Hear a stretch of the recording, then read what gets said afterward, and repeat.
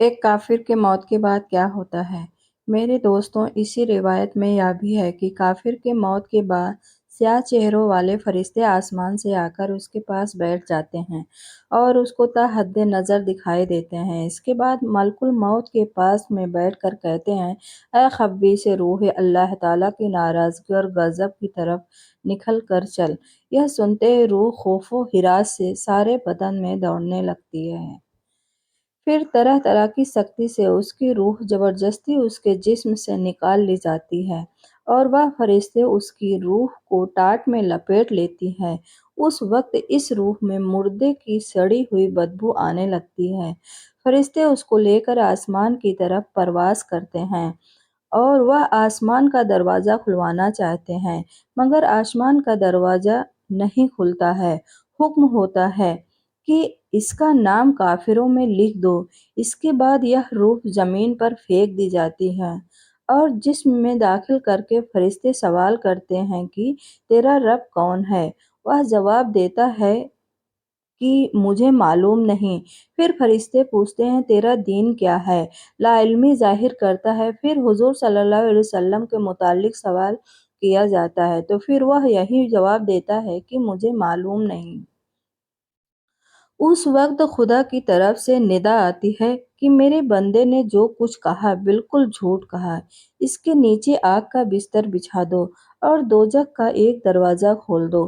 دروازہ کھلتے ہی دوزخ کی گرمی اور آگ کے شعلے لپکنے شروع ہو جاتے ہیں۔ پھر اس کو قبر اتنی زور سے دبوچتی ہے کہ ادھر کی پسلیاں ادھر اور ادھر کی پسلیاں ادھر ہو جاتی ہیں۔ پھر اس کے بعد امالی ایسی صورت میں آتی ہے کہ اس کے جسم سے بدبو آتی ہے اور اس کو عذاب اور مصیبت کی خبر سناتے ہیں۔ حضور پر نور رحمت اللہ عالمین صلی اللہ علیہ وسلم کا ارشاد ہے کہ جب میت کو قبر میں رکھ دیا جاتا ہے تو قبر اسے کہتی ہے، اے بدبخت خراب حال انسان، تو مغالطے اور دھوکے میں رہا اور مجھ پر شان سے اکڑ اور تن کر چلتا تھا۔ تجھ کو یہ معلوم نہیں تھا کہ میں امتحان اور آزمائش کا گھر ہوں، تنہائی اور ہیبت کا مقام ہوں، جہاں صرف کیڑوں کی بہتات ہے۔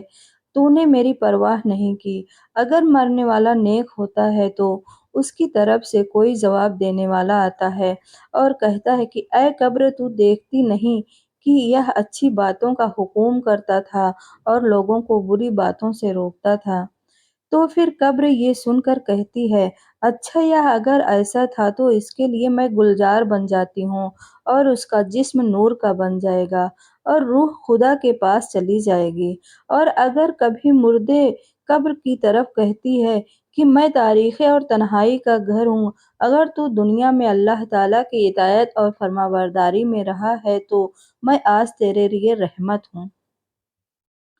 اگر اگر تو نے اللہ تعالیٰ کی نافرمانی اور سرکشی کی ہوگی تو میں تیرے لیے عذاب جان بنوں گی۔ میں وہ ہوں جو مجھ میں خدا کا نیک بندہ بن کر آئے گا، وہ یہاں سے خوش ہو کر نکلے گا، اور جو گنہگار اور نافرمان ہوگا وہ تباہ اور برباد ہو جائے گا۔ اور بعض دفعہ قبر کہتی ہے، اے خانہ خراب، کیا تجھے کسی نے مجھ سے ڈرایا نہیں تھا؟ اور تجھے یہ خوف دلایا نہیں تھا کہ میں تنگ اور تاریک اور بدبودار خوفناک کیڑوں کا مرکز ہوں؟ اور تو نے دنیا میں رہ کر میرے لیے کیا سامان مہیا کرایا؟ اور جب کوئی شخص قبر دفن کیا جاتا ہے، اس پر عذاب اور تکلیف کا نزول ہوتا ہے، تو اس کے آس پاس کے مردے جو مدفون ہوتے ہیں وہ اسے کہتے ہیں، اے شیخ، تو کس قدر غافل رہا کہ ہمارے بعد بھی تجھے دنیا میں رہنے کا موقع ملا اور تو ہم سے بعد میں آیا، پھر بھی تو نے اپنے سے پہلے آنے والوں سے عبرت حاصل نہیں کی، اور تو نے نہ سمجھا کہ مرنے والے تو مر چکے اور ان کے اعمال بھی پورے ہو چکے، چاہے اچھے اعمال تھے یا برے، مگر تیرے لیے تو بہترین موقع تھے کہ تو دارالاعمال یعنی دنیا میں تھا اور برے افعال کا تدارک نیک کاموں سے کر لیتا۔ تجھے تو کافی مہلت ملی ہوئی تھی، تو ان لوگوں پر غور کرتا جو تجھ سے پہلے لوگوں کے کندھوں پر لد کر مٹی میں ملا دیے گئے۔ تجھے کس نے دھوکہ دیا اور تو کس مغالطے اور فریب میں پڑا؟ رہا۔ حدیث میں لکھا ہے کہ حضور صلی اللہ علیہ وسلم نے ارشاد فرمایا کہ قبر جنت کی خندقوں میں سے ایک خندق ہے، یہ جنت کے باغوں میں سے ایک باغ ہے، اور جب کوئی شخص مر جاتا ہے تو اس کو ٹھکانہ صبح و شام دکھایا جاتا ہے، جنتی کو جنت دکھائی جاتی ہے اور جہنمی کو جہنم دکھائی جاتی ہے۔ دوستو، رسول اللہ صلی اللہ علیہ وسلم نے حضرت عمر رضی اللہ تعالیٰ عنہ سے پوچھا، اے عمر، تم اپنے کو مرنے پر کیسا دیکھتے ہو؟ کہ لوگ تمہارے لیے 4 گز لمبی اور 1.25 گز چوڑی قبر کھودے، پھر تمہیں غسل دے کر کفن پہنائیں اور پھر تمہیں لے جا کر قبر میں رکھ کر چلے آئیں۔ منکر نکیر بجلی کی طرح آنکھ چمکاتے، بادل کی طرح گرجتے، بال زمین پر لٹکاتے اور اپنے لمبے لمبے دانتوں سے قبر کی مٹی ہٹاتے ہوئے آئیں اور وہ آ کر تمہیں جھنجھوڑیں۔ تو حضرت عمر نے عرض کیا، یا رسول اللہ صلی اللہ علیہ وسلم، کیا اس وقت میری عقل میرے ساتھ ہوگی؟ آپ نے فرمایا، ہاں، عقل تمہارے ساتھ ہی ہوگی۔ تو حضرت عمر نے یہ عرض کیا، تو پھر مجھے کوئی خوف نہیں، میں جواب دے دوں گا۔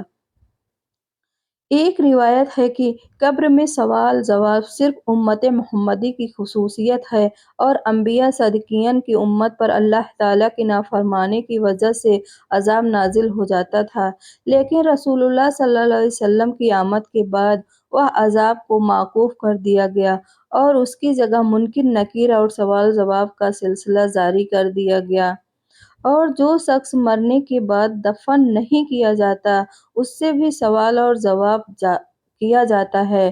دوستو، موت دراصل بندے مومن کا تحفہ ہے۔ حضور پاک صلی اللہ علیہ وسلم کا ارشاد ہے کہ مومن کا تحفہ موت ہے اور اس کے لیے ایک خوشبودار پھول ہے۔ سلیمان بن عبد الملک نے ابو اعظم رحمۃ اللہ علیہ سے پوچھا، یہ بتائیے کہ ہم موت سے کیوں گھبراتے ہیں؟ انہوں نے فرمایا، اس لیے گھبراتے ہو کہ تم نے آخرت کو برباد کر دیا اور دنیا کو آباد کیا، لہٰذا آبادی سے ویرانے میں جانا پسند نہیں کرتے۔ سلیمان نے کہا، آپ صحیح فرماتے ہیں۔ جس شخص کو قبر کی زندگی پر یقین ہو اور اپنے نیک اعمال کے بدلے وہ اچھے حال میں رہنے کی امید ہو، یہ سمجھتا ہو کہ اس عالم سے دوست احباب چھوڑ کر چلا جاؤں گا تو برزخ میں رشتے دار اور جان پہچان والے مل جائیں گے، تو پھر موت سے کیوں گھبرائے اور اس زندگی کو برزخ کی زندگی پر کیوں ترجیح دے؟ حدیث میں ہے کہ 2 چیزوں کو انسان مکروہ جانتا ہے، ایک تو موت، حالانکہ موت اس کے واسطے فتنے سے بہتر ہے، دوسری مفلسی، کیونکہ مفلسی حساب دینے کے لیے آسان ہے۔ علماء نے فرمایا ہے کہ جو شخص موت کو یاد کرے گا اس کو اللہ تعالیٰ 3 کرامات دے گا، پہلی جلد توبہ، دوسری دل کی قناعت اور تیسری عبادت میں دل جمائی اور اطمینان۔ اور کیوں موت کو بھول جائے گا، اس پر 3 بلائیں نازل ہوگی، پہلی توبہ کی، اس کو توفیق نہیں ہوگی، دوسری تھوڑی چیز اس کو عنایت نہ کرے گی، اور تیسری عبادت میں سستی کرے گا۔ کسی شخص نے حضور صلی اللہ علیہ وسلم سے سوال کیا کہ کون مومن سب سے زیادہ عقل مند ہے؟ تو آپ نے فرمایا کہ جو موت کو سب سے زیادہ یاد کرے اور نیک اعمال سے موت کے بعد کا سامان درست کرے۔ حضرت علی رضی اللہ تعالیٰ عنہ نے فرمایا کہ سب لوگ سو رہے تھے، جب مریں گے تو تب آنکھ کھلے گی۔ سبق: اے مسلمانوں، موت اور عالم برزخ کی حقیقت تم پر واضح ہو چکی ہے۔ تم خود بخود سوچو کہ جو زندگی تم نے گزار چکی ہے اس میں آخرت کے لیے کیا کیا سامان مہیا کرا رکھا ہے۔ تم نے دنیا کو آباد کیا اور آخرت کو برباد کیا۔ یہاں کسی کے بارے میں یہ پتہ کرنا ممکن نہیں ہے کہ وہ گنہگار ہے یا نیک ہے، ہو سکتا ہے۔ آئی ہوپ آپ لوگوں کو یہ ویڈیو اچھی لگی ہوگی۔ اگر ویڈیو اچھی لگے تو چینل کو لائک اینڈ سبسکرائب کر کے بیل آئیکن کو پریس کر کے آل پر سلیکٹ